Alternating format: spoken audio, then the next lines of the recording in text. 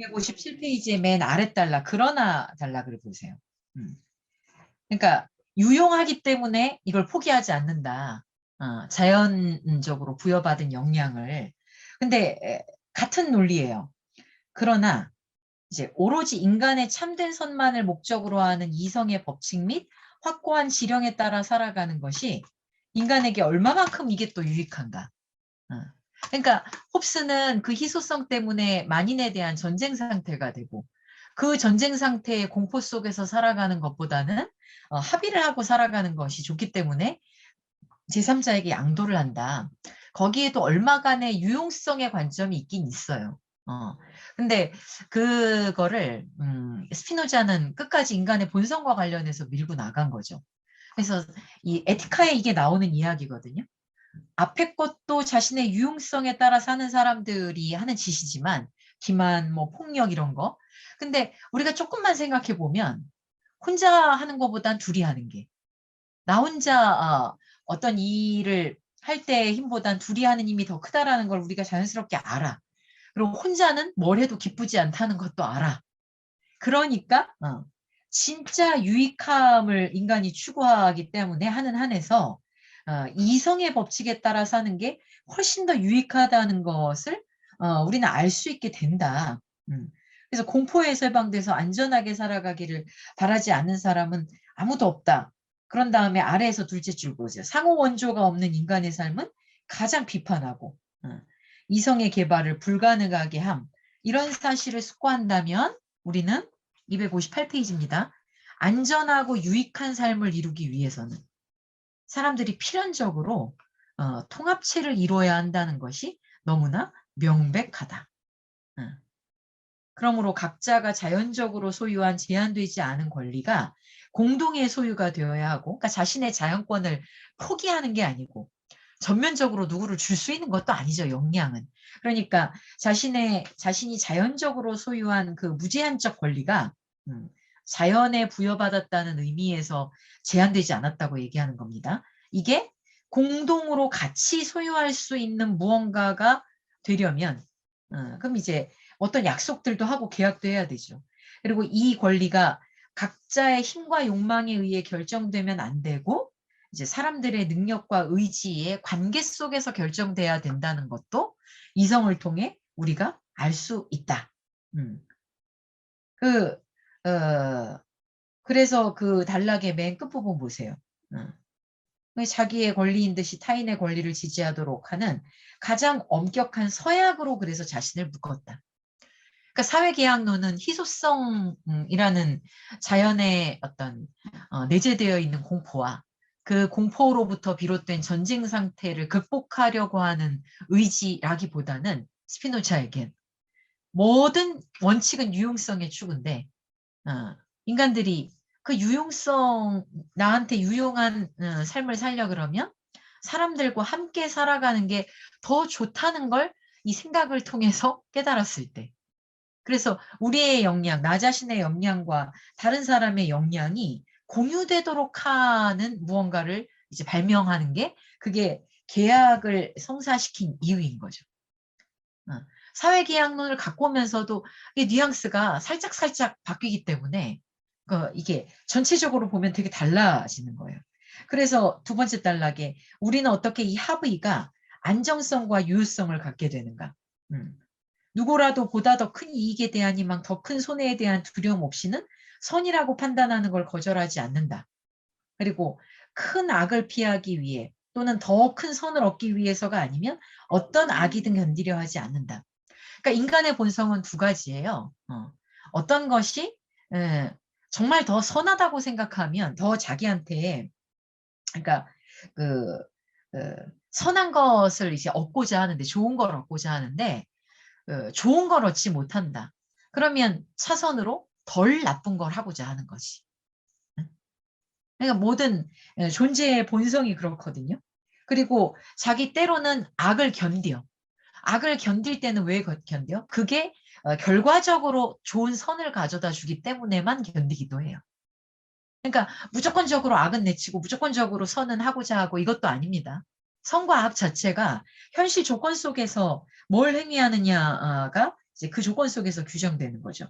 말하자면 이건 에티카에도 나오는 얘기인데 아래에서 8째 줄에 누구나 두 개의 선 중에 보다 더 크다고 판단하는 것, 두 개의 악 중에 자신에게 더 작게 여겨지는 걸 선택한다. 이게 모든 존재의 행위 원칙이에요. 다만 그게 다 다를 뿐이잖아요. 뭐가 더 선이냐 악이냐라는 걸 판단하는 건. 그러니까 이제 그거를 어떻게 공통의 것으로 만들어 나가느냐. 이게 사회체인 거죠. 그래서 옆에 보시면 259페이지에 이 아랫단락 보십시오. 자, 그래서 우리는 합의의 유효성. 합의를 왜 하느냐, 사람들이. 이때 합의라는 게 그 홉스의 계약입니다. 그 말이 다르기 때문에 이제 합의라고 한 건데, 아무튼, 왜 사람들은 왜 계약을 하느냐? 그게 유용하기 때문에. 그게 더 유용하기 때문에. 계약해서 조금 뭔가 불편한 거 참는 게, 계약 안 하고, 사는 것보다 훨씬 나한테 안전을 가져다 주기 때문에, 나한테 도움이 되기 때문에. 왜 사회를 구성하느냐? 유용하기 때문인 거예요. 유용하기 때문에. 그러므로 상대가 약속을 어기면 이익보다 손해를 경험하게 될 것이라는 거를 확실하게 해두려 노력하지 않는다면 약속을 지켜야 한다고 요구하는 건 어리석다. 이제 여기에서 국가가 들어온다는 건 똑같아요. 불신하게 되잖아요. 유용한 건 둘 다 추구하는데 근데 이제 다만 믿을 수는 없죠. 그래서 이제 그런데에서부터 보세요. 그런데 59페이지 아래에서 7째 줄입니다. 만약에 모든 사람이 오로지 이성에 의해서만 인도되도록 또한 국가가 존재하는 것의 최고의 이점과 필연성을 인지하도록 누구나가 그럴 수가 있다 그러면 기만을 하나도 하지 않겠지. 다시 말하면 사회 상태로 진입하는 순간 자연 상태는 쫑이 나겠죠. 홉스가 생각했던 것처럼. 근데 스피노자는 인간이 그럴 수 없다고 보는 거예요. 누구나가 이렇게 이성적으로 인도가 안 돼.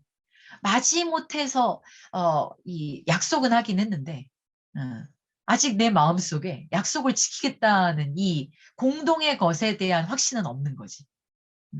뭐 그런 경우 배신이 그러니까 인간 사회에서는 뭐 필연적이지 않습니까?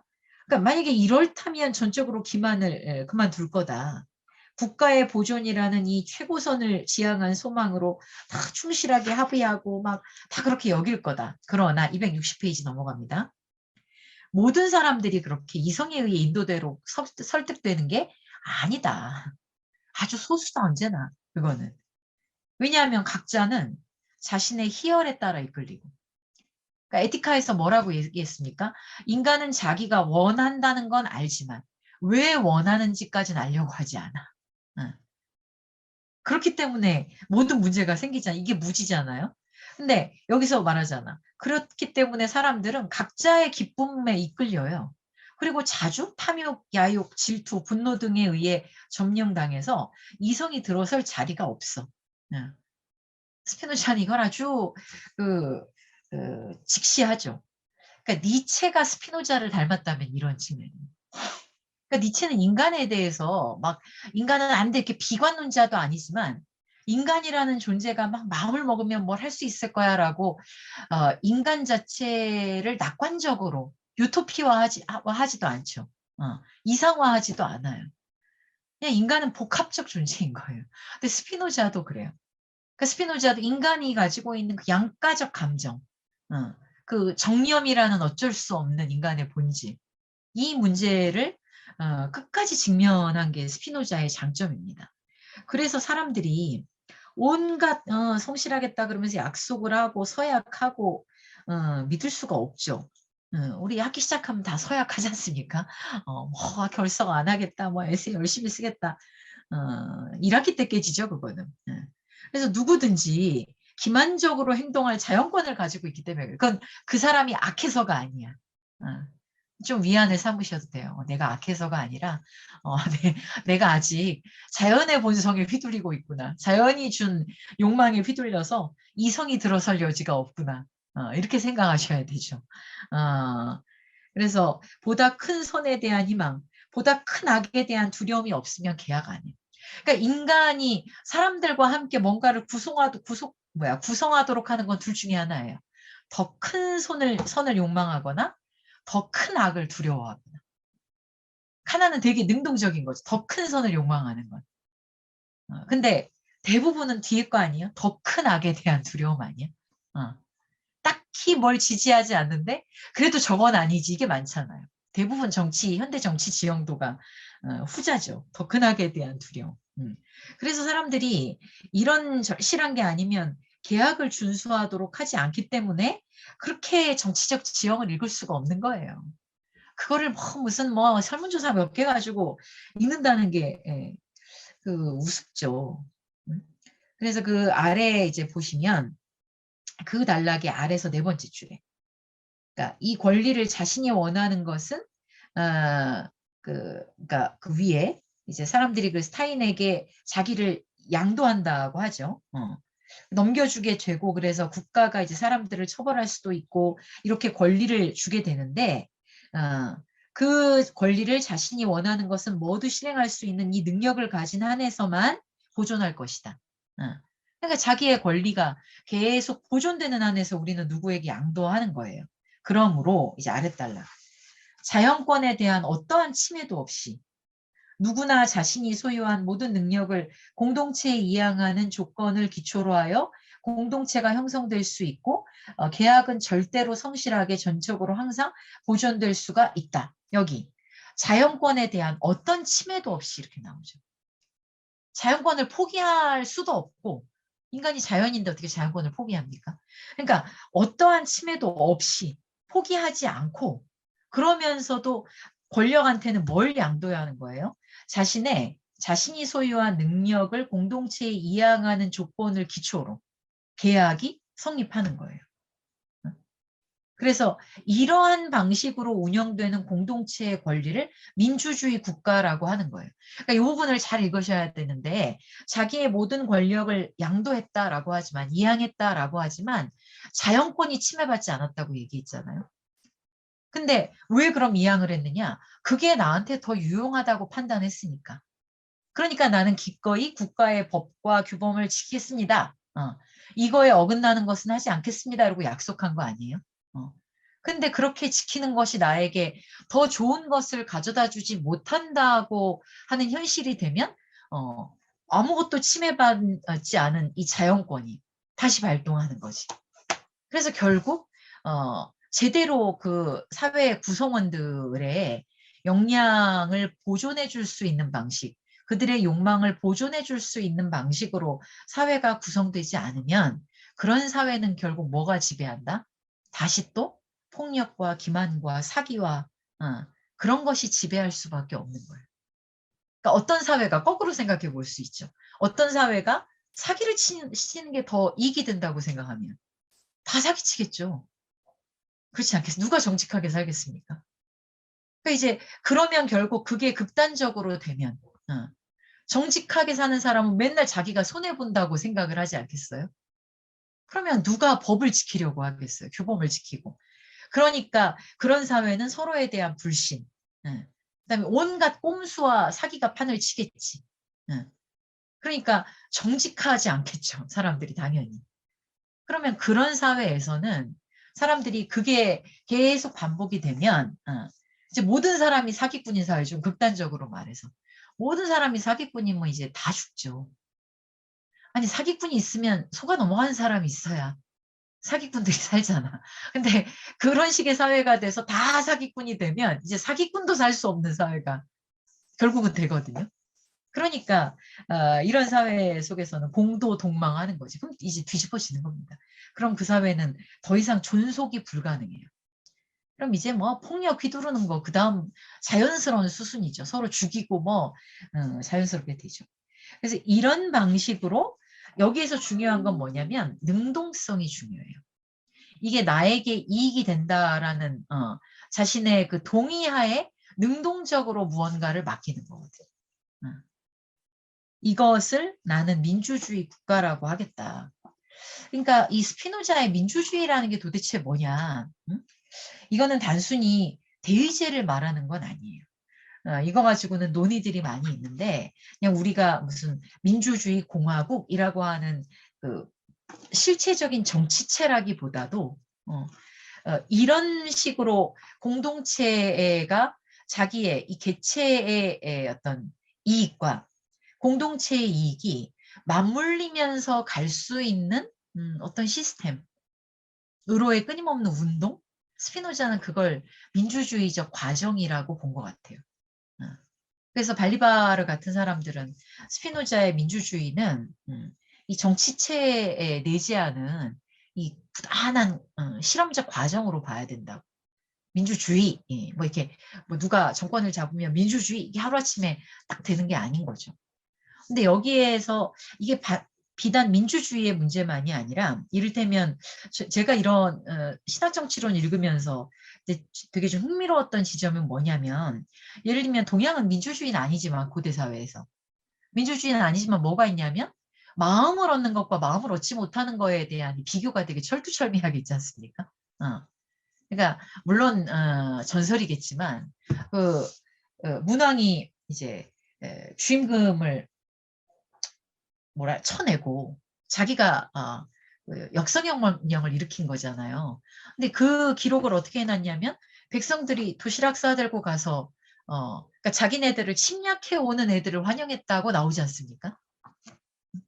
그러니까 이거를 그냥 아무튼 상징적으로 좀 해석을 해보면 그러니까 동양에서도 특히나 유학에서 굉장히 중요하게 생각하는 건 어떻게 그 전제군주 사회임에도 불구하고 마음, 동의라는 걸 되게 중요하게 생각하지. 그들의 마음을 지배하지 못하면, 민심을 지배하지 못하면, 민심을 어루만지지 못하면 그건 어떤 정치인도 성공할 수가 없잖아요. 그러니까 늘 그 어루만지는 뭐 세레모니를 하든 뭐 뭘 하든 적정하게 그 이데올로기적인 효과들, 세레모니가 딱 그런 거죠. 그런 것들을 이용하는 것뿐만이 아니라 백성들의 마음을 얻기 위한 기본적인 시스템, 이걸 강조하잖아요. 맹자가 좀 특히 그런 측면이 있죠. 그래서 그 뭐 민심의 문제라든가 이 통치자가 어떤 능력을 가지고 통치를 해야 되니까 왜 사람들의 마음을 뺏기고 사람들이 수족을 둘 데가 없게 만들면 그 권력은 왕임에도 불구하고 작동한다고 볼 수 없는가의 문제. 그럼 밀란이 일어나는 거 아닙니까? 난이. 사람들이 떠돌고 그 나라를 떠나고 반란을 일으키고 그다 왕 잘못이라고 나오잖아요. 전 이 구조가 재밌어요. 그러니까 서양의 전제 왕권에서는 이 스피노자가 이렇게 보는 거 이전에 그러니까 다 왕이 잘못해가지고 백성이 뭘 한다 이런 게 없어요. 뭐 중세 정치담론도 그렇고 약간 그런 식의 그 어떤 왕의 역량, 인간의 존재를 되게 다이나믹하게 보고 왕의 역량을 문제 삼은 텍스트가 있다면 이제 스피노자의 서가에 꽂혔다고 하는 몇 안 되는 책 중에 하나가 마키아벨리죠. 마키아벨리의 군주론이잖아요. 마키아벨리의 인민론이 아니고. 그러니까 군주의 어떤 군주가 뭐에 따라서 이 운명을 어떻게 생각해야 되고 군주는 어떤 역량을 지녀야 하는가. 이걸 되게 아주 현실적인 차원에서 접근하고 있거든요.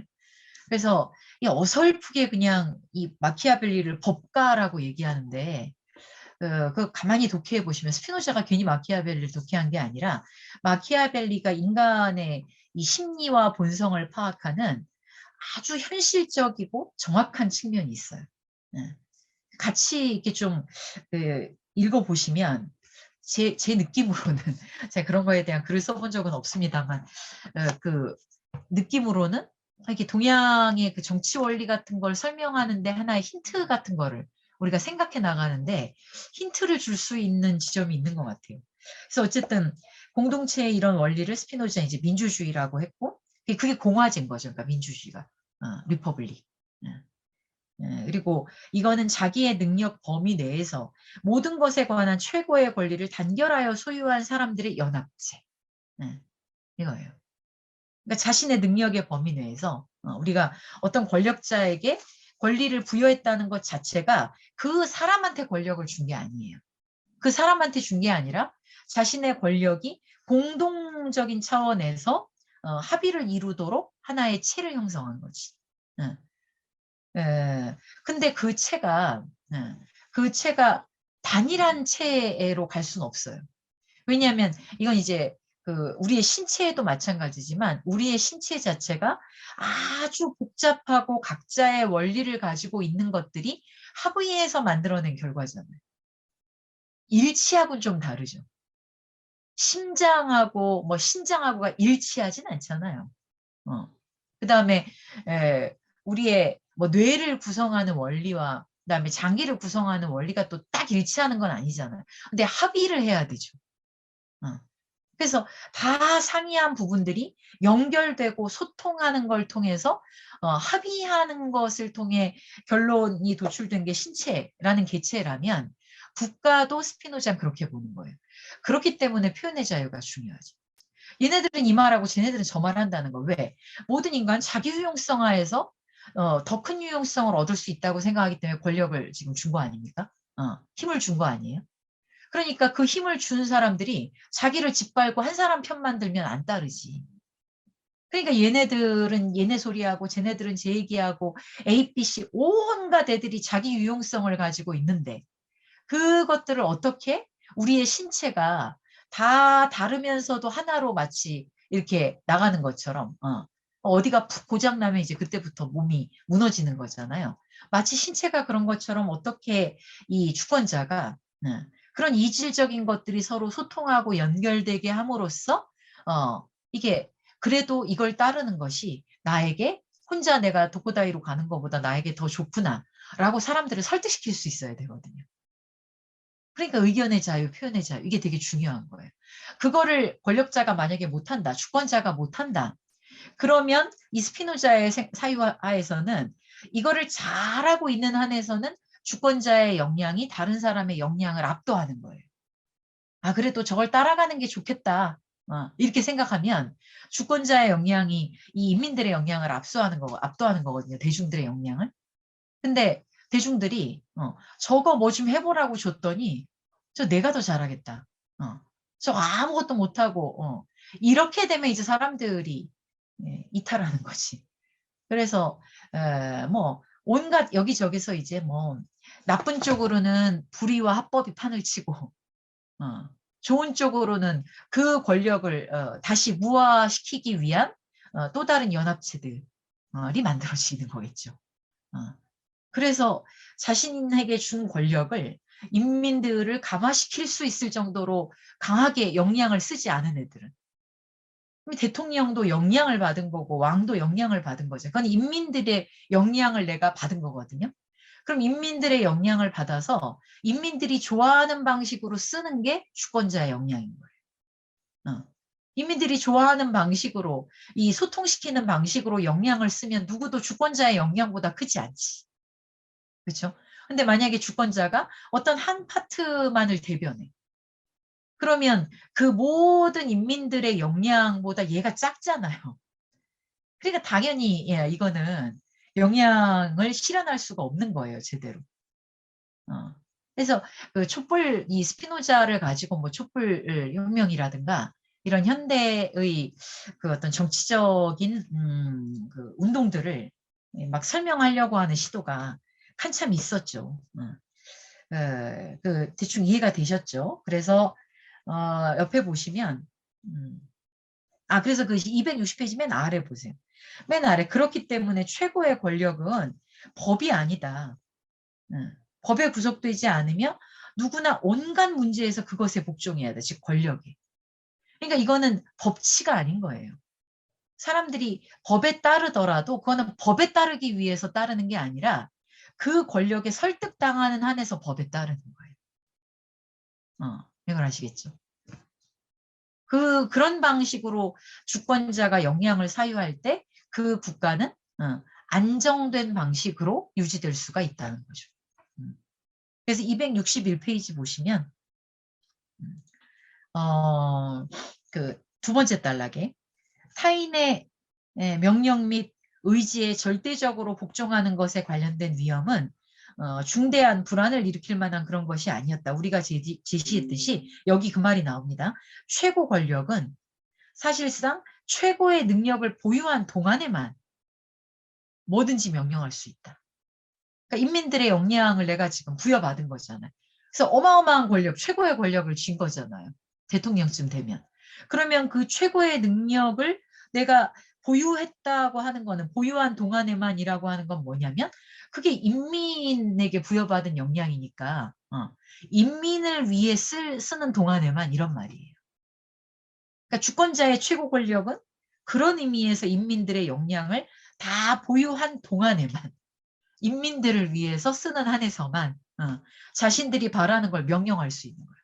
이 해라, 뭘 해라, 이건 하지 말아라. 그러면 사람들이 그걸 따르게 되지. 설득이 되면.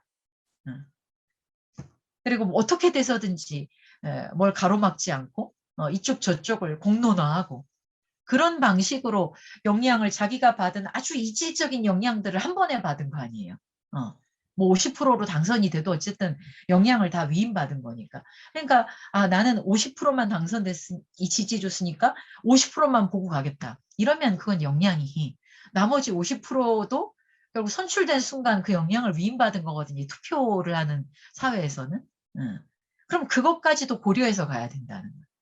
그게 스피노자가 지금 말하는 최고의 능력을 보유한 동안에 라는 말인 거예요. 뭐 이걸 모르면 그냥 바보처럼 가는 거죠. 뭐. 그리고 이런 능력을 잃는다면 명령의 권리도 상실해. 인민의 능력을 가지고 발휘하지 않는데 누가 그 말을 듣습니까? 안 듣지. 그래서 불의가 판치다가 결국 사람들이 전반적인 불안과 공포의 시대를 살게 되죠. 이런 시대는. 그래서 이 권리는 그것을 획득하여 유지할 수 있는 한 사람 혹은 여러 사람, 그러면 권력이 넘어가는 거야. 전복되는 거예요. 그걸 박근혜 때 경험한 거 아닙니까? 너 잘해보라고 줬더니 박근혜 지지율 좋았잖아요. 너 잘해보라고 줬더니 뭐야? 지금 우리가 준 거를 왜 제대로 사용하지 않는 거야? 그러니까 철회한 거잖아요. 그러니까 딱 요 논리에 부합하는 거예요. 우리나라가 겪은 상황이. 그래서 그러므로 정부가 완전히 비이성적인 명령을 공포하는 일은 이런 상태에서는 드물죠. 자신들의 이익을 위하고 자신들의 통치를 유지하기. 그러니까 주권자도 자기 통치를 유지하고 싶어 하잖아. 내려오고 싶어 하는 사람이 어디 있어? 나 1년만 대통령하고 내려오고 싶어. 이런 사람은 없죠. 그러니까 자기의 권력도 유지하고 싶은데 그러기 위해서조차 공공의 복리에 주의하고 모든 사물을 이성의 지도 아래 처리할 필요가 있다. 이거죠. 그러니까 이게 본성인데 우리는 뭘 맡으면 깜냥이 안 돼도 일단은 되게 잘하고 싶어 하지 않나? 근데 지금의 대통령분은 그게 없다는 게 이게 너무 신선한 충격 아니에요? 그러니까 사람들이 이게 대부분은 다 자리가 있으면 막 되든 안 되든 잘하려고 하다 문제가 생기는 경우는 봤어도 잘하려는 의지 자체가 없다는 게 참 인간의 본성에 대해서 내가 너무 편협했구나라는 걸 또 알게 해주는 케이스이기도 하죠. 이 스피노자는 이렇게 믿는 거예요. 그래서 독재는 바보가 하는 게 독재인 거예요. 내가 독재를 하면 계속 내 말을 무서워 듣겠지? 사람들이 마음으로 복종하는 게 아니라 공포로 인해 복종하는 건 언제든지 뒤에 그 복종을 배신으로 뒤집을 수 있는 힘을 잠재하는 거거든요. 그러니까 바보나 독재한다. 이렇게 스피노자는 생각해요. 그 뒤 아래 나오잖아요. 세네카를 인용하면서 폭군적인 정부는 오래 가지 못한다. 자기 스스로가 그 권력의 메커니즘과 이 권력이 근원이 뭐냐라는 걸 완벽하게 무지할 때만 폭군이 될 수 있는 거라는 거.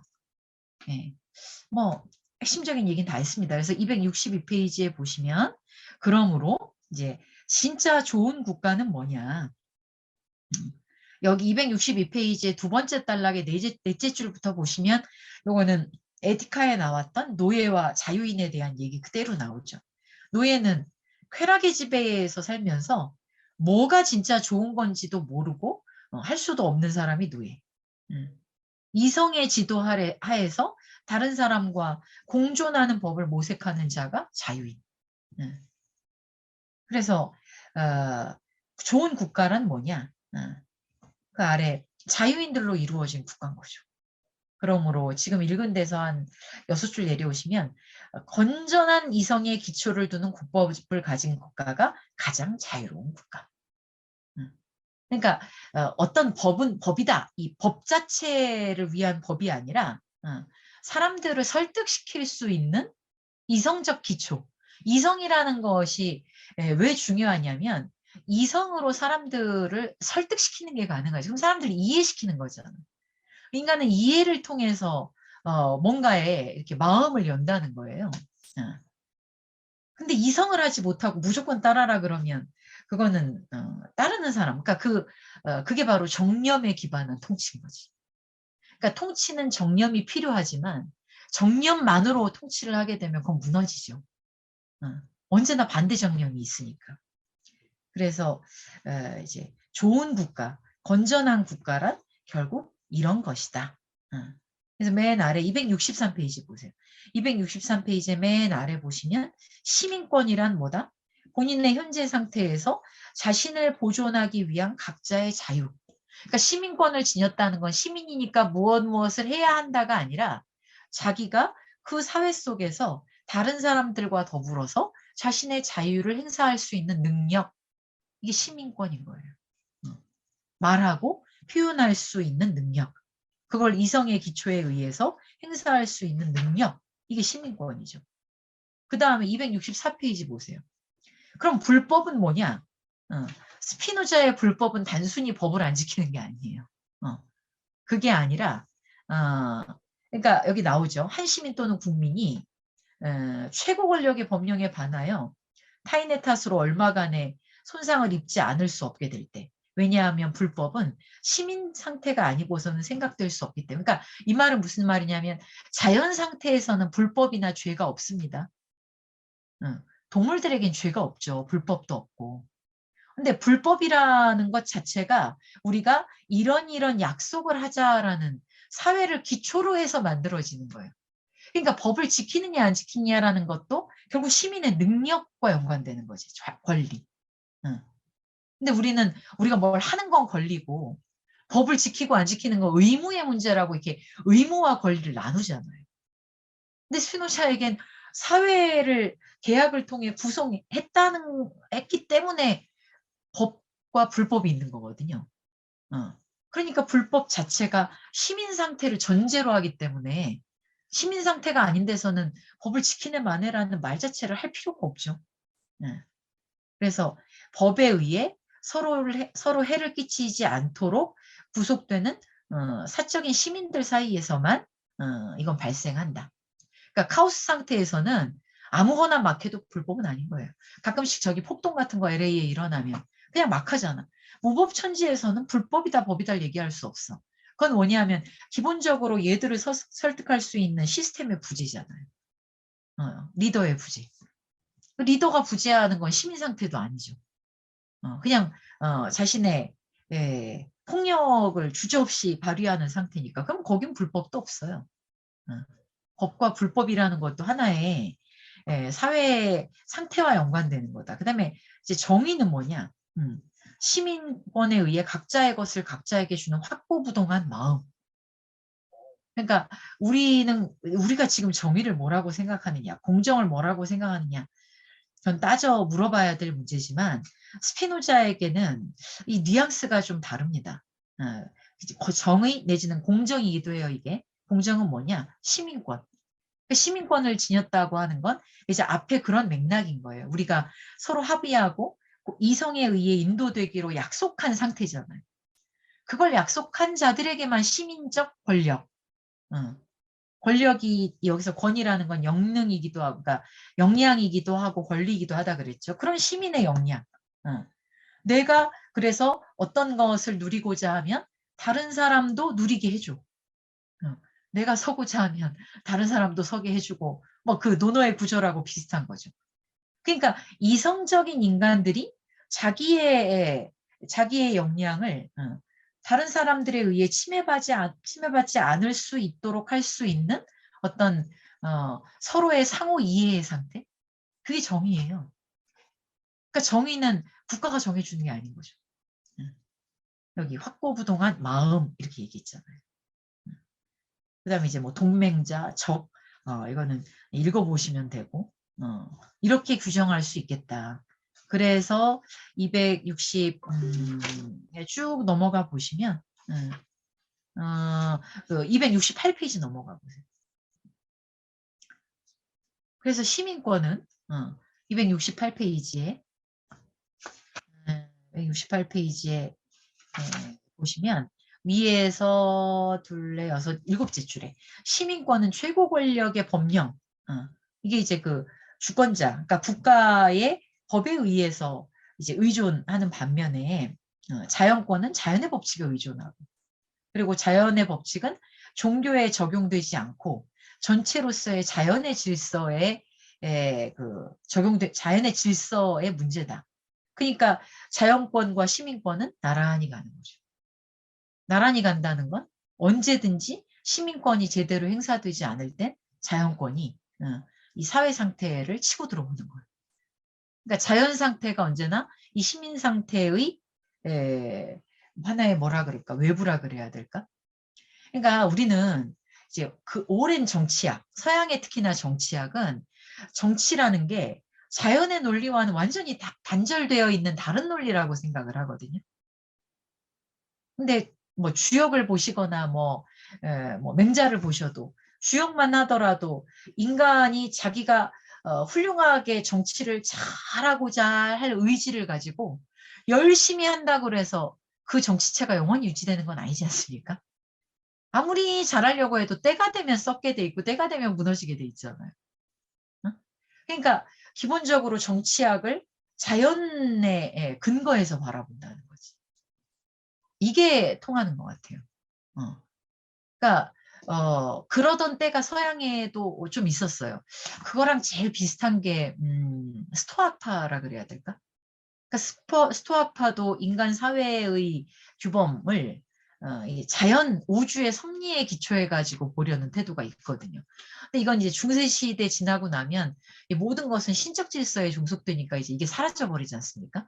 그러고 나서 뭐 홉스를 거치고 이렇게 오는 그 근대 사회에 이 자연의 홉스가 한 거는 그 자연의 영역이라는 걸 사회하고 완전히 단절시켜 놓고 봐버렸다는 거잖아요. 그런데 스피노자는 뭐 과거를 복원한 건 아니지만 스피노자 자신의 인간의 본성에 대한 이해를 통해서 인간의 정치를 자연 위에 정초했다. 그 말은 인간이 이성을 가지고 아무리 어떤 정치를 하더라도 그 영역이 결코 자연의 영역을 제거하지는 못한다. 그러니까 그 정치의 영역보다 더 궁극적인 영역이 있는 거죠.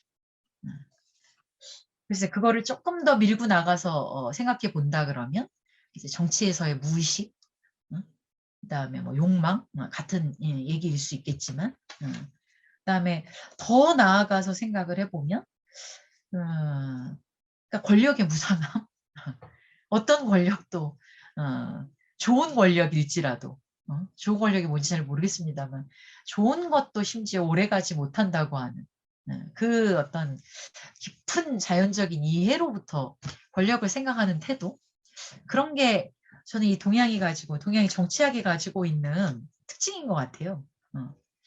그렇게 좀 연관해서 볼 수 있는 지점도 있는 것 같다. 그 다음에 그 이제 아래 268페이지 맨 아래 결론 부분은 뭐냐 이런 질문이 있는 거예요. 주권자의 명령이 종교 및 우리가 명백한 서약에 의해 신에게 약속했던 복종에 위배된다면 어떻게 해야 하는가? 신성한 명령에 복종해야 하는가? 인간의 명령에 복종해야 하는가? 이제 짧게 답만 하면 그 아래 줄에 우리가 확실하고 의심할 여지 없는 계시를 가지고 있다면 신에게 복종해야만 하겠지. 하지만 앞에서 봤듯이 신의 명령, 종교의 명령이라는 건 그러그러한 상징이자 비유이자 일종의 문화 통치인 거예요. 문화 통치. 근데 인간의 사회를 구성하는 것은 신성한 명령, 그러니까 그게 통치와 양립 불가능한 게 아닌 거죠. 그리고 기본적으로 인간의 사회체를 구성하는 건 종교, 신도들을 이끄는 논리와는 다른 이성과 공동의 이익이라는 게 있는 거거든요. 그러니까 신의 명령과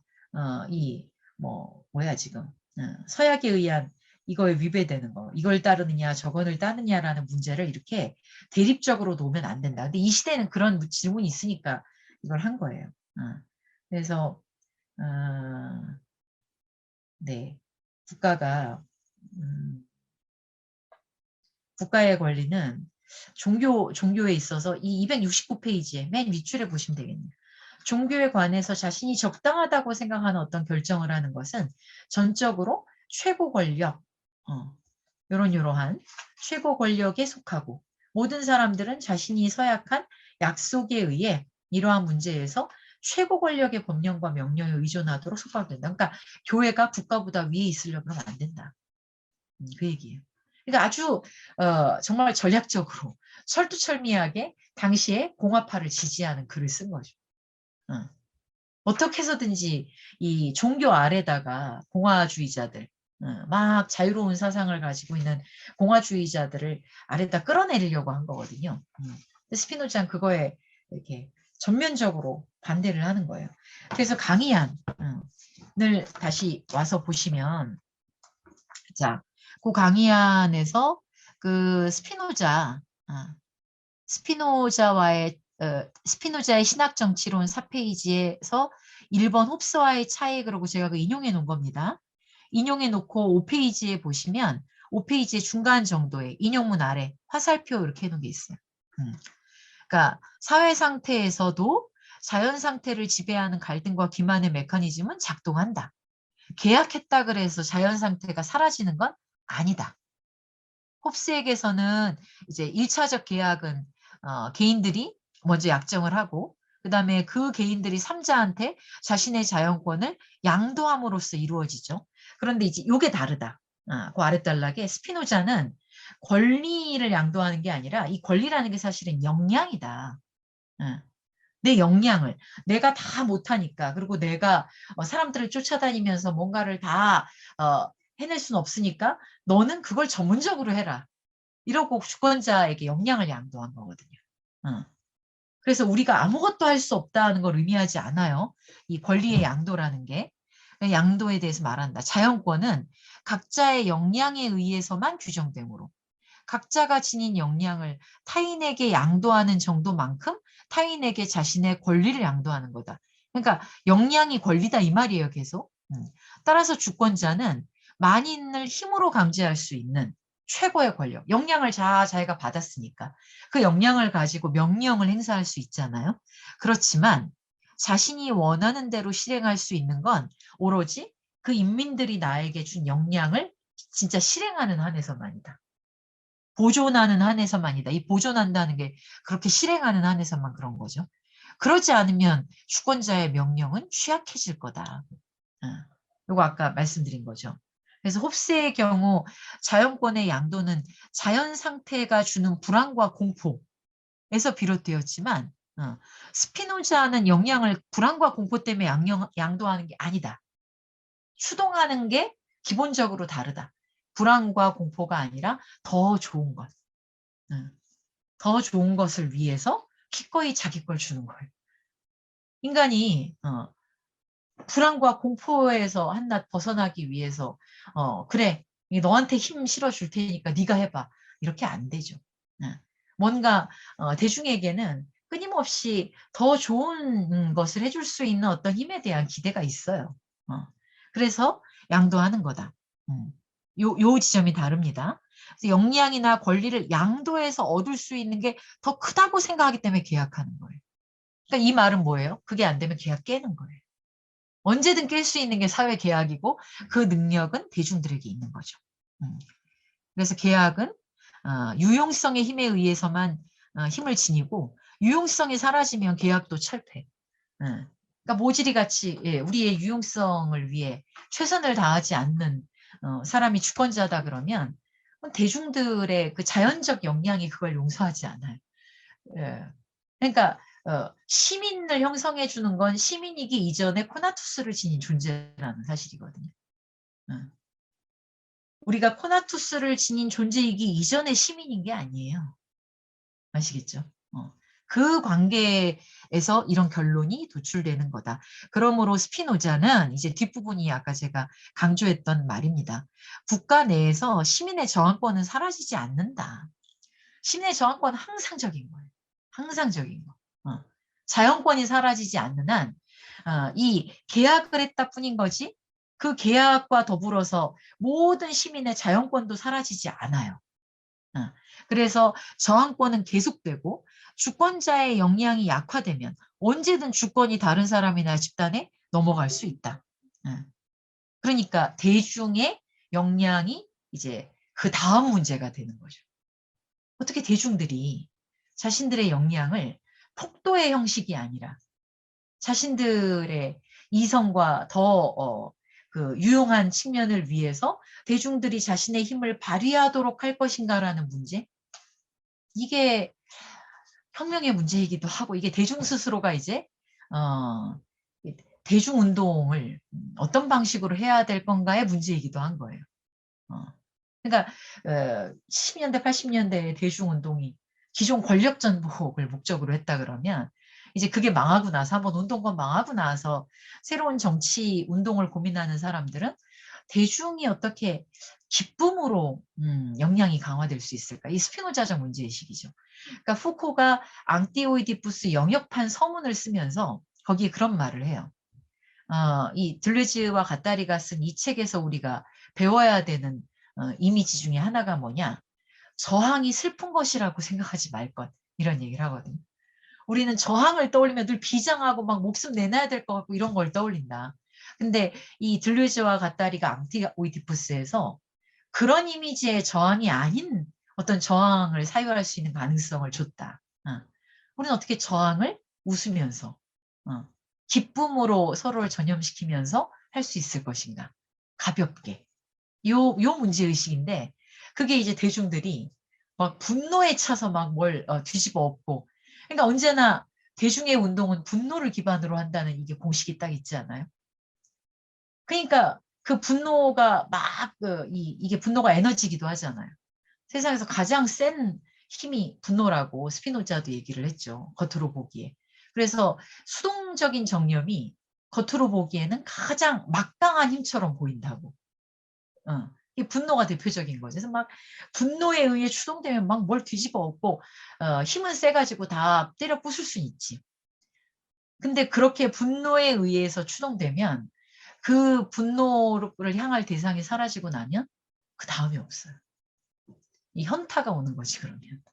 근데 스피노자의 문제의식은 저항을 하든 뭘 하든 어떻게 우리가 이 능동정서와 더불어서 우리의 행위를 구성할 건가가 핵심이거든. 그러니까 이제 대중들에게는 분명히 그 무지와 그 정념에 휩싸여서 폭도가 될 가능성이 대중에게는 있는 거예요. 대중들이 뭘 일으킬 때 진짜 폭도가 되는 경우가 많잖아요. 약탈하고 방어하고 이런 경우 많지 않습니까? 근데 이렇게 되는 길이 되지 않으려 그러면. 그러니까 스피노자는 이것도 무시하지 않았습니다. 대중들에게 그런 류의 그 잠재성이 늘 있다는 건. 근데 이거를 어떤 방식으로 이제 이 국가 안에서 뭐 교육이기도 하고 문화기도 하고 이게 또 이데올로기 통치, 상상에 의한 통치이기도 해요.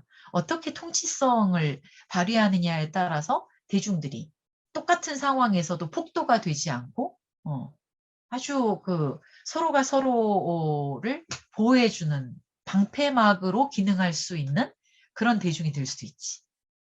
그래서 촛불혁명 때 왜 쓰레기 하나도 없고 왜 이런 거 맨날 얘기하잖아요. 사람들이 아무도 해치지 않도록 뭐 하고 이런 류의 것들이 막 촛불혁명 뭐 이러면서 분석했던 그게 지금 스피노자의 틀하고 이렇게 연결되는 거. 새로운 진짜 그랬는지 잘 모르겠어요. 근데 그 이제 평가는 좀 여러 가지가 있지만 많은 사람들의 평가는 촛불혁명 당시의 사람들은 적어도 분노로 추동되진 않았다. 서로가 서로를 위하고 이제 기쁨으로 다만 자신의 역량이 이 사회의 역량과 함께 가지 않는다고 하는 것 때문에 나왔지. 그래서 행동을 표출하는 것도 능동적인 거잖아요. 근데 이제 그게 기쁨이 돼야 진짜 능동으로 끝나는 거지. 스피노자가 지금 얘기하는 게 그런 차원이라고 보시면 되겠습니다. 그래서 언제든 주권이 다른 사람한테 넘어갈 수 있고 홉스는 근데 그게 아니죠. 그러니까 홉스는 시민들이 주권자에게 반역하는 행위를 아주 경계했어요. 한번 사회 상태가 성립되고 나면 대중들은 절대 이걸 어기면 안 돼. 그러니까 되게 국가주의가 강하지 거기. 그러니까 홉스와 스피노자의 논의가 일정 정도 같이 가면서도 다 읽고 나면 주목하게 되는 지점이 달라. 홉스를 읽고 나면 어떻게 해야 국가가 더 법을 강력하게 만들어서 이 대중들을 이렇게 어긋나지 못하게 할 것인가 이렇게 문제 설정이 되는 반면에 근데 스피노자를 읽고 나면 그러니까 어떻게 대중들이 이 자신들의 역량을 긍정적인 방식으로 사용하면서 주권자와 관계를 맺도록 할 것인가. 이게 훨씬 더 이렇게 주목이 될 수밖에 없게 됩니다. 그래서 주권자의 통치에 대한 반역은 홉스에겐 있을 수가 없어요. 반면 스피노자의 생각에는 기만이 자연권에 포함되어 있어. 아까 읽은 부분. 그러한 것들 때문인 거죠. 그래서 주권자가 자기가 사람들의 상이한 이해에 기반한 그들의 기대를 이렇게 다 역량을 양도받았다고 하는 것에 대한 이성적 자각 속에서 그 자신의 역량을 펼칠 때에만 주권자로서 인민들, 대중들의 역량을 압도해서 그래야 말빨이 먹힐 수가 있다는 겁니다. 그래서 대중들을 지배할 수 있는 가장 중요한 요건은 대중들을 이해시키는 거예요. 대중들을 이해시키는 길은 다만 여러 가지가 있죠. 대중들이 마음으로 설득당하게 하도록 만드는 건 대중들을 더 공부시키는 것도 있고 대중들이 다 공부하는 건 아니니까 문화적인 이게 이제 상상에 의한 통치인 거예요. 상상적인 것들을 잘 이용해서 대중들이 자신이 가지고 있는 자연권이 자연적 역량이 이렇게 부정적인 방식, 되게 수동적인 방식보다는 능동적인 방식으로 인도될 수 있는 그런 어떤 통치성을 발명하는 거 이런 것들이 이제 정치적 주제가 되겠죠. 지금 그 얘기입니다. 그리고 그런 하나의 예를 히브리 신정국가에서 본 거예요. 걔들은 어떻게 해서 애들이 되게 무지한데도 이 어떤 방식으로 계약을 맺고 어떻게 이렇게 비교적 안전하게 이렇게 될 수 있었지? 그 이제 자신의 논리를 역사적인 차원에서 한번 쫙 검증해 보는 거죠. 17장에서 19장까지. 다음 시간엔 그 이야기를 그러니까 오늘 16장 읽으신 그 주권과 그다음에 역량과 권리 그다음에 시민 국가의 기초 자연 상태와 시민 상태 이런 거에 기초해서 국가가 안전하게 유지되는 것은 어떤 조건 하에서인가 요거 이렇게 한번 쫙 정리해 보신 다음에 그 다음에 17, 18, 19를 읽으시면 훨씬 더 수월하실 거예요. 이 역사적 얘기가 많이 나와서 거기도 좀 복잡한데 그리고 20장은 그러니까 좋은 국가가 되려면 표현의 자유를 보장해줘야 돼 이렇게 나오는 거예요. 이걸 억누르는 건 주권자 스스로가 자기를 죽음으로 던지는 길이야 이렇게 말하는 거거든요. 네, 거기까지 이렇게 쫙 이어지는 맥락을 잘 짚으시면 되겠습니다. 네. 자, 오늘 강의한 거에 질문 있으신가요? 그러니까 선하지 않은 사람들, 이성적이지 않은 사람들은 어디에 가나 있잖아요. 그러니까 범죄자라든가, 왜냐면 이기적인 사람이라든가, 그러면 그런 사람들에 대해서는 스피노자는 그런 아까 얘기한 것처럼 그 대중이 그렇게 권리를 뺏는다거나 이런 거 말고 그 개인적인 측면에서는 어떻게 다르게 살 수 있는 그런 대안을 제시한 건 자, 없나요? 일단 그 자연권은 욕망에 의해 결정되는 게 아니라 자연이 부여한 능력이에요. 그 자연이 네. 부여한 능력이 우리는 어떻게 아느냐? 우리의 욕망. 우리가 무언가를 우리를 보존하기 위해서 열심히 함. 이런 걸 네. 통해서 우리에게 자연의 영향이 있다는 걸 아는 거예요. 네. 근데 이제 지금 말씀하신 범죄자라든가 이기적이라는 건 그 자체 범죄자가 있는 게 아니죠. 그 자체 이기적인 사람이 있는 게 아니죠. 이건 자연의 차원에선 그런 게 없어요. 근데 그 범죄자라는 거는 뭐가 결정하느냐? 우리가 이렇게 우리가 더 유용하게 우리 스스로를 보존하고, 이성의 인도에 따라서 이게 더 안전하다고 생각하기 때문에 계약을 하는 거잖아요. 근데 그 계약을 하는 구체적인 조건 속에서 지키지 않은 애들은 늘 있죠. 약속을 깨는 애들은 늘 있다고. 약속을 깨는 애들에 대해서 그러니까 국가라는 건 이렇게 약속을 깨는 애들은 이렇게 하기로 하자라고 합의해서 만든 게 그게 법인 거잖아요. 그러니까 이기적이라는 건 법으로 해결하는 문제하고는 또 다르지만 이기적이라는 것도 사회마다 뭘 이기적으로 하느냐가 좀 다르죠. 근데 어떤 사회가 되든 그런 존재는 어떤 방식으로 계약을 하더라도 계약 깨는 애들이 없겠습니까? 그건 반드시 다 있죠. 선생님, 그러니까 그런 근데 것도 제가 네. 질문을 좀 잘못한 것 같은데요. 네. 네. 그러니까 아까 그 스피노자 이 텍스트에서 얘가 나오기를 이제 고양이랑 사자 얘기가 나왔잖아요. 그러니까 예를 들어서 본성이 자연적으로 타고난 본성이 고양이 같은 사람도 있고 사자 같은 사람도 있고 예를 들자면 음. 그럴 수 있는데 집단 내에서 예를 들어서 뭐 다수의 고양이가 있는데 소수의 사자가 하나의 사자가 음. 그런 경우를 저는 이제 여쭤보고 싶은 그러니까 그런 거거든요. 경우에 뭐가 궁금하신 거예요? 그러니까 그런 경우에는 그 한 사람, 한 개체에 대한 어, 어, 어떤 그런 개선의 어, 여지라든가 어, 아니면 집단에 의해서 이렇게 권력을 그렇게 제한하는 거 말고는 음. 다른 얘기를 뭐 아니, 대안이 없었나요? 스피노자는 지금 전혀 다른 얘기를 그거하고는 다르게 하는 건데. 그러니까 일단 사회에는 한 마리의 사자와 고양이 다수 이렇게 있지 않아요. 그냥 다 달라. 개체는 자연적인 영역에 의해서 존재하는 개체의 기질과 개체의 성향은 일단 100이면 100이 다 달라. 음. 문제는 뭐냐면 이 다 다른 애들, 그리고 얘네들은 결코 같아지지 않아요. 음. 자연의 역량이 있어서.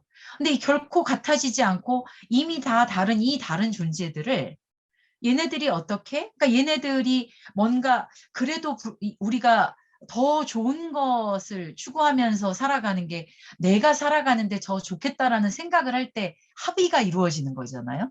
네. 그러니까 사회에 태어난다는 건 이미 그런 거죠.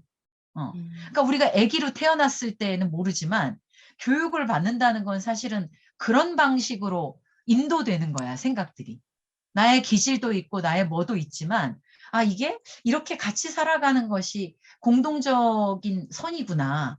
때로는 뭘 포기하는 거가 궁극적으로 나에겐 좋기도 한 거구나. 그러니까 이게 사회의 성격이잖아요. 그러니까 좋은 사회는 뭐냐면 사람들이 자기에게 뭐가 더 좋은가를 이성의 인도에 따라 고려하고 생각하고 판단할 수 있도록 이렇게 이끌 수 있는 장치들이 많은 사회. 이게 좋은 사회인 거지. 근데 그런 게 아무리 많아도 딴짓하는 애들은 계속 딴짓해. 그러면 그 딴짓하는 애들은 이 사회가 그런 사람들에 대해서 취하는 태도는 똑같이 법적인 태도를 취한다고 하더라도 법적인 어떤 처벌을 가한다고 하더라도 사회가 그런 사람들을 바라보는 방식이라든가 이건 좀 분위기에 따라 다르지 않아요? 어. 그러니까 그거는 진짜로 대중들의 역량에 달려 있는 거예요. 아. 응. 그러니까 스피노자는 국가가 이렇게 생겨난다는 얘기를 한 거지. 그렇게 해서 주권자가 모든 것을 절대적으로 명령하는 게 아니야. 아까도 말했지만 이건 결국 시민의 역량을 이인받은 것에 불과하거든요. 그러니까 시민들의 역량과 국가의 역량이 함께 가는 사회가 돼야 된다는 게 스피노자의 기본 생각이에요. 네, 어, 알겠습니다. 네. 네. 자, 뭐 그럼 또 생각해 보시고 다음 주에 질문해 주세요. 네. 오늘은 그럼 여기서 마치겠습니다. 다음 주에 봬요.